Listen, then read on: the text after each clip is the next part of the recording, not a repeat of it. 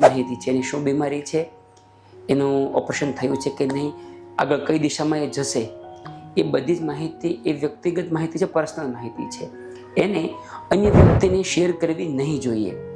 હવે આ વસ્તુ બહુ કોમનલી થાય. ઘણીવાર અમારા પરિવારના વ્યક્તિ બી અમને પૂછતા હોય ત્યારે અમારે એને સમજાવવું પડે કે હવે દર્દી વિશે એ માહિતી જે પણ હોય અમે જાણતા હોઈએ એક ડૉક્ટર તરીકે, પણ બીજા વ્યક્તિને એ પૂછવું ન જોઈએ અને અમારે એ માહિતી શેર ન કરવી જોઈએ. આવું થવાનું કારણ શું? એક વખત એવી ઘટના બની કે કોઈ વ્યક્તિનો મારા પર ફોન આવે કે સર મને જણાવો ને શું પ્રોબ્લેમ છે. એટલે અમે જલ્દી ના પાડી કે ના, અમે એ રીતે ફોનમાં વિશે માહિતી ન આપી શકીએ.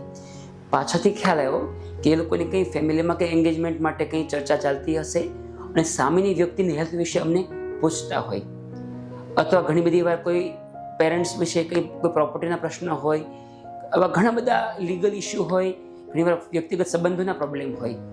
એટલે હંમેશા હું બધાને ખાસ અપીલ કરું છું કે અન્ય દર્દી વિશે જો એ તમારા બ્લડ રિલેશનમાં હોય, ખૂબ નજીકમાં હોય અને તમારે જાણવું હોય તો તમે એ પેશન્ટના સાથે કે એના રિલેટિવની સાથે ડૉક્ટર પાસે તમે જાઓ, એમણે જરૂરી વાત કરી શકશો.